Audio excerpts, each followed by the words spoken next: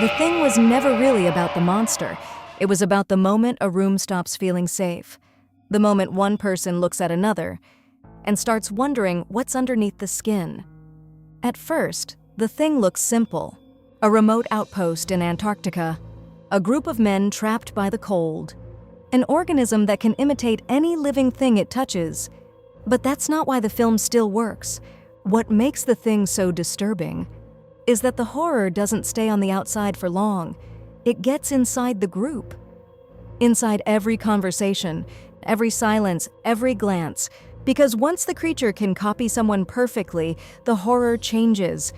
It's no longer just about being attacked. It's about not knowing who is standing next to you. That's the genius of the film. A visible monster is frightening, but a hidden one is worse. Not because it is stronger, because it turns certainty into poison. No one knows who is human. No one knows who has already changed.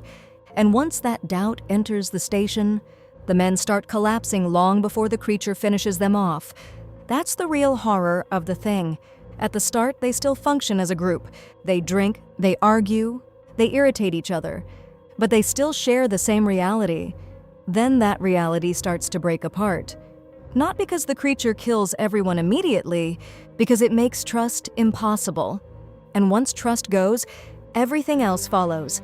Every disagreement feels dangerous. Every silence feels loaded. Every person becomes a threat waiting to reveal itself. That's why the station stops feeling like shelter. It becomes a pressure chamber, and the setting matters just as much as the creature. If this story happened in a city, people could run. They could separate. They could disappear into a crowd. They could ask for help. But in Antarctica, there is nowhere to go. The cold traps them physically. The creature traps them psychologically. And that combination is merciless. Because the closer they are forced to stay to one another, the more terrifying proximity becomes. And Bennings is the moment the film makes that horror impossible to ignore. It isn't Bennings! Up to that point, there is still a part of the group that believes this can be contained, that it can be understood, that maybe the threat is still outside them. Bennings destroys that illusion, because once you see what the creature can do to a human body, the fear changes. Now, it isn't just a monster, it's infection, imitation, replacement. And after that, the question is no longer, yet what is this thing? It becomes, how long has it already been among them? That is where the paranoia really takes over. The creature doesn't just copy bodies, it ruins relationships. It turns caution into suspicion, suspicion into fear, and fear into violence. We'll do you last. The blood test scene is the clearest example. On paper, it's simple. A room, a test. A group of men waiting to find out if one of them is no longer human. But the brilliance of that scene is that the damage is already done before the result even comes. They're tied down, sweating, watching each other more than the wire. Because by then, the monster has already succeeded. Even before it reveals itself, it has turned them against each other. That's why the scene works so well, not just because of the shock. Because it proves that paranoia has become stronger than reason.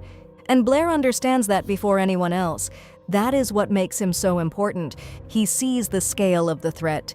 He understands what happens if this thing reaches civilization. And that knowledge doesn't calm him. It destroys him. That's one of the bleakest ideas in the film. Knowledge doesn't save them. It traps them faster. The more clearly they understand the creature, the more hopeless their situation becomes. And once hopelessness sets in, even humanity starts to feel negotiable. That's what The Thing is really exploring. Not just horror through mutation, horror through mistrust.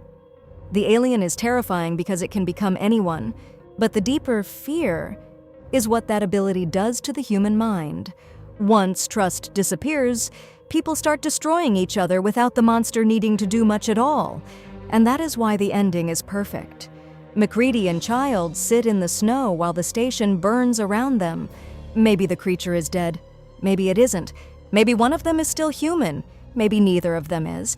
But the film refuses to give certainty, because certainty was never the point. The point is that by the end, trust is gone completely. And once that happens, survival barely matters. That is darker than a final attack, darker than a twist, because The Thing does not end with victory over the monster. It ends with two men staring at each other in the ruins, knowing that doubt is the only thing left alive. That's why The Thing still feels so powerful. It isn't just a film about an alien organism. It's a film about isolation turning people into suspects, about fear becoming contagious, and about the moment trust dies before the body does. If you enjoyed this breakdown, subscribe to Scary Film Reels for weekly psychological horror deep dives, and tell me in the comments, what do you think was scarier? The creature itself, or never knowing who to trust?